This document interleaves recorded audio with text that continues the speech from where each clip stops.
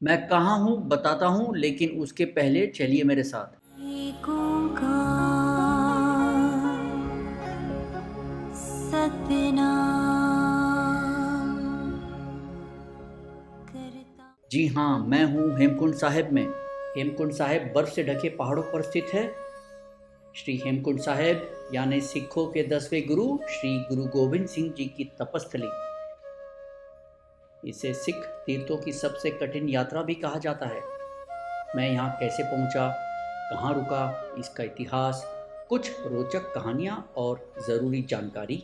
यह यात्रा कब शुरू होती है और कब बंद होती है, कौन से महीने में आपको इस यात्रा को करना चाहिए और कौन से महीने बंद की कोशिश इस यात्रा को अवॉइड करना चाहिए, इस यात्रा का एक अप्रॉक्सीमेट बजट, यह सारी जानकारी मैं दूंगा आपको इस वीडियो में। बस जुड़े रहिएगा मेरे साथ। आपने अभी तक चैनल को सब्सक्राइब नहीं किया है तो प्लीज़ अभी कर दीजिए। This is Rakesh Jain and welcome to my channel wanderer. आज मैं एक बार फिर उत्तराखंड के चमोली डिस्ट्रिक्ट में हिमालय पर्वत के बीचों बीच श्री हेमकुंड साहिब में हूँ। तो कमर कस लीजिए और चलिए मेरे साथ श्री हेमकुंड साहिब के दरबार। हेमकुंड साहिब के कपाट श्रद्धालुओं के लिए लगभग 6 महीने के लिए खुले रहते हैं, मई से अक्टूबर तक। एग्जैक्ट डेट आप हेमकुंड साहिब के फेसबुक पेज पर देखिएगा, जिसकी जानकारी मैं स्क्रीन पर दे रहा हूँ। जुलाई और अगस्त में यहाँ बहुत बारिश होती है और यह यात्रा और भी कठिन हो जाती है। लैंडस्लाइड का खतरा भी बढ़ जाता है, बस इस बात की सावधानी बरतें। हेमकुंड एक संस्कृत नाम है जिसका अर्थ है हेम यानी बर्फ और कुंड यानी कटोरा। इंग्लिश में इसे लेक ऑफ स्नो भी कहा जाता है। यह दुनिया का सबसे ऊंचा गुरुद्वारा है, जिसकी ऊंचाई समुद्र तल से लगभग 15,200 फीट है। श्री हेमकुंड साहिब गुरुद्वारे को श्री हेमकुंड साहिब के नाम से भी जाना जाता है। चढ़ाई कितनी आसान है या कितनी मुश्किल? चढ़ाई हम लगभग 6,200 फीट की ऊंचाई से शुरू करेंगे गोविंद घाट से, और हेमकुंड साहिब जो कि लगभग 15,200 फीट की ऊंचाई पर है वहां खत्म करेंगे। घबराने की जरूरत नहीं है, इसे हम 3 दिन में पूरा करेंगे। पहले 4 किलोमीटर का रास्ता हम तय करेंगे गोविंद घाट से पुलना तक जीप से। पुलना से हम जाएंगे घांगरिया तक, जो कि 9 किलोमीटर का रास्ता है। यह टोटल 13 किलोमीटर का रास्ता हम लगभग 6,200 फीट की ऊंचाई से शुरू कर लगभग 10,500 फीट की ऊंचाई पर खत्म करेंगे। यह सफर हमें 6 से 8 घंटे लगने चाहिए वन वे, है ना आसान? दूसरे दिन आप चाहे तो घांगरिया से सीधे हेमकुंड के लिए निकल जाइए, या फिर आप वैली ऑफ फ्लावर्स भी देख सकते हैं। घांगरिया से वैली ऑफ फ्लावर्स है लगभग 4 किलोमीटर वन वे। यहाँ हम 10,520 फीट की ऊंचाई से 11,550 फीट की ऊंचाई तक पहुंचेंगे। आपको उसी दिन शाम से पहले घांगरिया लौटना पड़ेगा। यह पूरा सफर हम लगभग 6 से 8 घंटे में तय करेंगे। तीसरे दिन हम शुरू करेंगे हमारी यात्रा घांगरिया से श्री हेमकुंड साहिब तक। यह सफर है 6 किलोमीटर वन वे। यहाँ हम लगभग 10,520 फीट की ऊंचाई से लगभग 15,200 फीट की ऊंचाई पर पहुंचेंगे। यह पूरा सफर हमें लगभग 9 से 11 घंटे लगने चाहिए। श्री हेमकुंड साहिब के बारे में कहा जाता है कि यह जगह 2 से अधिक सदियों तक गुमनामी में रही है। गुरु गोविंद सिंह जी ने अपनी आत्मकथा बचित्तर नाटक में इस जगह के बारे में बताया था, तब यह अस्तित्व में आई। सिख इतिहासकार कवि भाई संतोख सिंह ने इस जगह का विस्तृत वर्णन दुष्ट दमन की कहानी में किया था। इस जगह का ज्योग्राफिक लोकेशन या भूगोलिक स्थिति का पता लगाने वाले पहले सिख थे पंडित तारा सिंह नरोत्तम जी। इसके बाद प्रसिद्ध सिख विद्वान वीर सिंह जी ने हेमकुंड के विकास में और इस खोज को बढ़ाने में एक अहम भूमिका निभाई थी। गुरु ग्रंथ साहिब पढ़ने के शौकीन सिख रिटायर्ड फौजी श्री सोहन सिंह ने 1934 में इस पवित्र जगह को आखिर खोज निकाला। 1937 में गुरु ग्रंथ साहिब की स्थापना की गई, जो आज दुनिया में सबसे ज़्यादा माने जाने वाले गुरुद्वारे का स्थल है। तो यह है इस जगह का इतिहास। आइए अब हम इसे जोड़ते हैं पौराणिक और ऐतिहासिक मान्यता से। हेमकुंड साहिब के विषय में कहा जाता है कि यह स्थान रामायण काल से संबंध रखता है। दसम ग्रंथ के अनुसार यह वह जगह है जब पांडु राजा अभ्यास योग करते थे। इसके अलावा दसम ग्रंथ में यह कहा गया है कि जब पांडु हेमकुंड पहाड़ पर गहरे ध्यान में थे तो भगवान ने उन्हें सिख गुरु गोविंद सिंह के रूप में यहाँ जन्म लेने का आदेश दिया। एक और अन्य मान्यता के मुताबिक लक्ष्मण का पुराना अवतार एक 7 सिर वाला सांप था जिसे शेषनाग कहते थे। माना जाता है कि शेषनाग लोकपाल झील में तपस्या करते थे और भगवान विष्णु उनकी पीठ पर आराम करते थे। तीसरी मान्यता के अनुसार मेघनाथ के साथ युद्ध में घायल होने पर लक्ष्मण को लोकपाल झील के किनारे लाया गया था। यहाँ हनुमान ने उन्हें संजीवनी बूटी दी और वे ठीक हो गए। इसके बाद देवताओं ने आसमान से फूल बरसाए, जिसके बाद यहाँ फूलों की घाटी बनी। यह जगह आज वैली ऑफ फ्लावर्स के नाम से जानी जाती है। इस पवित्र जगह को अमृत सरोवर अर्थात अमृत का तालाब भी कहा जाता है। यह सरोवर लगभग 400 गज लंबा और 200 गज चौड़ा है। यह चारों तरफ से हिमालय की 7 चोटियों से घिरा हुआ है। कहते हैं इन चोटियों का रंग वायु मंडल की स्थितियों के अनुसार अपने आप बदलता रहता है। कुछ समय वे बर्फ सी सफ़ेद, कुछ समय सुनहरे रंग की, तो कभी लाल रंग की और कभी भूरे नीले रंग की भी दिखती है। इन सब जानकारी के बाद चलिए अब हम यात्रा शुरू करते हैं। काफ़ी लोग यह यात्रा ऋषिकेश से शुरू करते हैं। आप चाहे तो इसे हरिद्वार से भी शुरू कर सकते हैं। ऋषिकेश में या हरिद्वार में आप कहाँ कहाँ रुक सकते हैं, उन सब की जानकारी मेरे दूसरे वीडियो में है। आप लिंक क्लिक कीजिए या डिस्क्रिप्शन बॉक्स चेक कीजिए। रात आप ऋषिकेश पहुंच जाइए और एक रात विश्राम के बाद यह सफ़र आप बस, टेम्पो या जीप से शुरू करेंगे सुबह 4 से 6 के बीच में। ऋषिकेश से गोविंद घाट की दूरी लगभग 270 किलोमीटर है। यह सफ़र करीब 11 से 12 घंटे का होगा। इसी रास्ते में सबसे पहले देवप्रयाग पड़ता है। देवप्रयाग में अलकनंदा और भगीरथी नदियाँ मिलकर गंगा जी का निर्माण करती है। फिर आप कर्णप्रयाग, रुद्रप्रयाग, जोशीमठ और विष्णुप्रयाग होते हुए पहुंचेंगे गोविंद घाट। यात्रा का अगला पड़ाव है गोविंद घाट। गोविंद घाट में रात में विश्राम के बाद यात्रा का अगला चरण शुरू होता है। गोविंद घाट में आप कहाँ कहाँ रुक सकते हैं, उन सब की जानकारी मेरे दूसरे वीडियो में है। आप लिंक क्लिक कीजिएगा या डिस्क्रिप्शन बॉक्स चेक कीजिए। गोविंद घाट में आप अपना सामान गुरुद्वारा के क्लॉक रूम में भी रख सकते हैं। अगर आपको किसी कारण मेडिकल सुविधा चाहिए तो यहाँ क्लिनिक भी है। गोविंद घाट से भी यात्रा 2 बजे के बाद नहीं शुरू करने देते हैं, इसलिए बनते कोशिश आप यह यात्रा दिन के जितनी जल्दी हो सके करें। गोविंद घाट से यह यात्रा शुरू करी हमने करीब लगभग 7 बजे। हमने जीप ली पुलना तक। सवारी का भाई एक सवारी का 50 रुपये क्या? अगर आप हेलीकॉप्टर से जाना चाहें तो हेली सर्विसेज आपको गोविंद घाट से लेनी होगी। यह यात्रा आप बद्रीनाथ से लौटते वक्त भी कर सकते हैं क्योंकि यह एक ही रास्ता है। 4 धाम और हेमकुंड साहिब के कपाट खोलने का और बंद होने का समय लगभग थोड़े दिनों के फासले में रहता है। आप हेमकुंड आ रहे हैं तो वैली ऑफ फ्लावर्स भी जरूर देखिएगा। पुलना से घांगरिया तक यात्रा आप पैदल, पालकी या घोड़ी से भी कर सकते हैं। घोड़ी और पालकी का रेट्स स्क्रीन पर फ्लैश किया गया है। सुबह के करीब 7:45 बज रहे हैं और बस मेरी वाइफ के लिए घोड़ा यहाँ कर लिए हैं। 1900 रुपये लगता है घांगरिया तक। और बस हम अपनी चढ़ाई के लिए तैयार हैं और आप भी जुड़े रहिएगा हमारे साथ।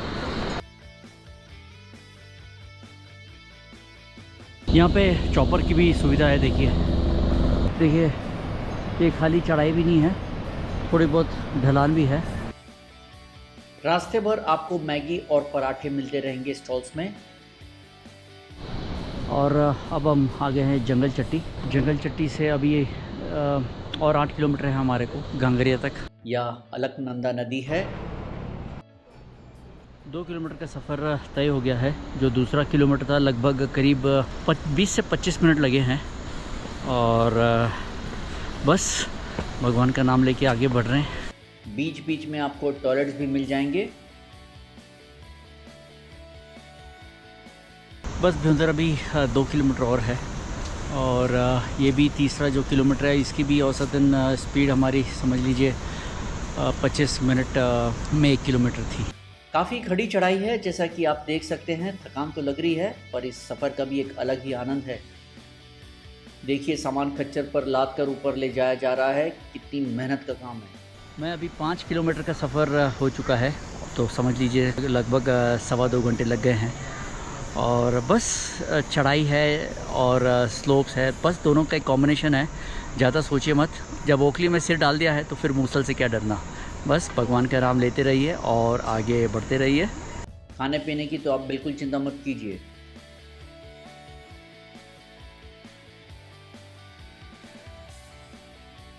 मैगी, पराठा, देसी चना, सब कुछ मिल जाएगा आपको। तो निहाल, सत श्री अकाल। श्री वाहिगुरु जी का खालसा, श्री वाहिगुरु जी की फतेह। कहाँ से रहे हैं आप लोग?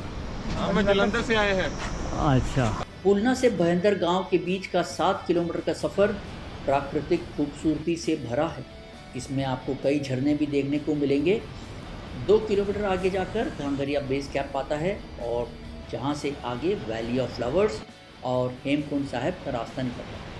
ये हेमकुंड साहिब की यात्रा बड़ी एक अनोखी यात्रा कहूँगा।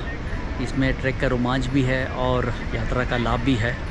बस इन दोनों का संगम ही शायद एक इसे एक यादगार अनुभव बनाता है। घांगरिया यहाँ से करीब अभी 2 किलोमीटर है और सच बोलूँ तो समय का जो ध्यान रख रहा था वो बिल्कुल छोड़ दिया हूँ। बस कुदरत का नज़ारे का मज़ा लेते हुए अब बस आगे बढ़ रहे हैं धीरे धीरे। आपकी एज क्या है भैया? और आपकी? So here are the 2 young boys 13 and 17 years trekking. So अगर आप लोग भी सोच रहे हैं कि हम कर सकते हैं नहीं तो देख लीजिए, एग्जाम्पल आपके सामने है। सच बोलूं तो आखिरी के 3 किलोमीटर घांगरिया तक काफ़ी मुश्किल है, पर नामुमकिन नहीं। थोड़ा सुस्ता लीजिएगा। छोटे छोटे कदम बढ़ाते हुए आखिर हम पहुंच ही गए। बस अब हम घांगरिया पहुंच गए हैं तो एक बड़ी खुशी महसूस हो रही है कि यस, हमने ये जो रास्ता 9 किलोमीटर का लगभग तय कर चुके हैं। और यहाँ का नज़रिया देख के खुशी आपकी ज़रूर डबल ही हो जाएगी, मैं इतना ज़रूर बोलूँगा। बिल्कुल मेरे पीछे ही हेलीपैड है। देखिए, अगर आप हेलीकॉप्टर से आना चाहते हैं तो यहाँ से बुकिंग होती है और इसकी जो बुकिंग है ऑफलाइन बुकिंग है, ऑनलाइन बुकिंग नहीं है अभी फ़िलहाल। लगभग 6.5 घंटे के बाद बस हम पहुंच ही गए हैं घांगरिया। अंकल, आपने कितने बजे ये शुरू करी यात्रा? 6 बजे पैदल चल रहे हैं और अब लगभग शाम के 6 बज रहे हैं। लगभग 12 घंटे का सफ़र हो गया। हमसे पूरा भरोसा है उसके। हाँ हाँ, अपने गुरु से भरोसा है। हम जाएंगे। हाँ, मैं इसी वास्ते एक जकारा छड़ांगा। बुरे सो निहाल, सत श्री अकाल। राज करेगा खालसा, राज करेगा खालसा। कोई भी उम्र की सीमा नहीं, अगर जज्बा है तो बस। हम सीधे चल पड़े गुरुद्वारे की ओर दर्शन के लिए। आखिर इनकी बदौलत हम चढ़ जो सके।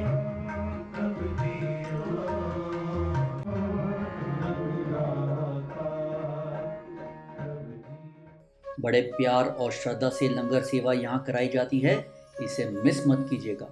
यह लंगर सेवा यहाँ 24 घंटे चलती है। लाखों की संख्या में यहाँ यात्री आते हैं और इतने लोगों के लिए लंगर सेवा कोई आसान काम नहीं है। जरा सोचिए कि कितनी तादाद में यहाँ सामान आते होंगे।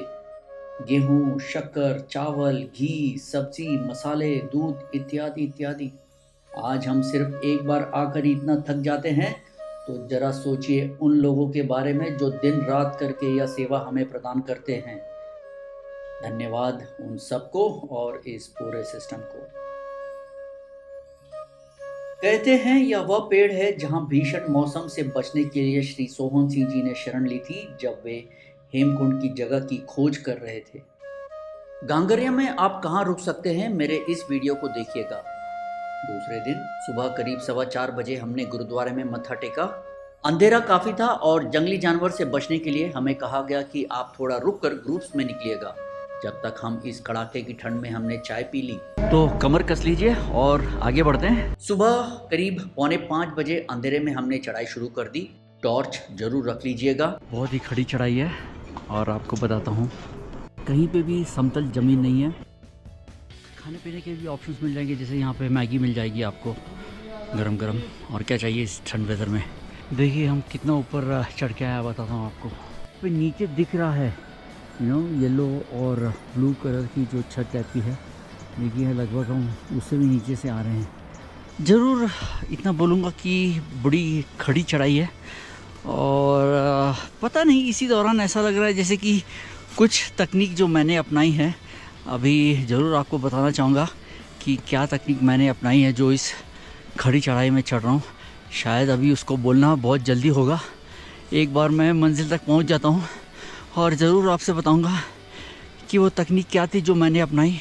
शायद यही वो सीक्रेट हो सकता है मेरा इस चढ़ाई को अगर मैं पूरा कर सका तो। उम्मीद पूरी है मैं पूरा करूँगा और यही आशा भी है। थोड़ा सुस्ता भी लीजिए। ये है यहाँ पे सुलभ शौचालय यहाँ पे अवेलेबल है। और उधर देखिए बर्फ़ से ढके पहाड़। मेरे अब तक की चढ़ाई में ये सबसे मुश्किल चढ़ाई है। देखिए क्या ऊंचाई पे है, देखिए हम कितनी ऊंचाई पर आ गए हैं। देखिए वो पानी की लहर उधर है और ये रहे वो जो ब्लू कलर के शेड हैं, वो टी कॉफ़ी और मैगी स्टॉल्स उधर हैं वहाँ पे। तो वहाँ से हम आ रहे हैं। देखिए इतनी खूबसूरत जगह और उतनी ही खड़ी चढ़ाई।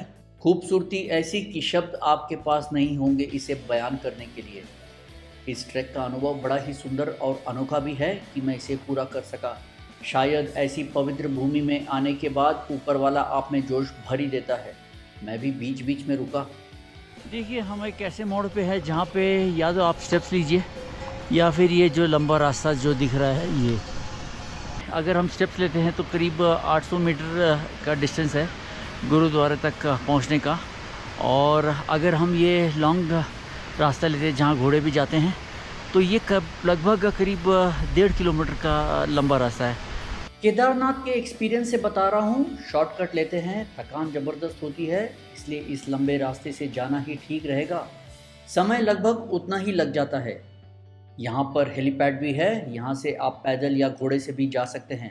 पहली बार इतनी खड़ी चढ़ाई कर रहा हूँ मैं और उम्मीद है ये आगे के 1.5 किलोमीटर जो बाकी रह गए ये भी हो जाएंगे और शायद मेरी ये भी एक तैयारी है आगे की यात्रा, जो कि अमरनाथ यात्रा होगी।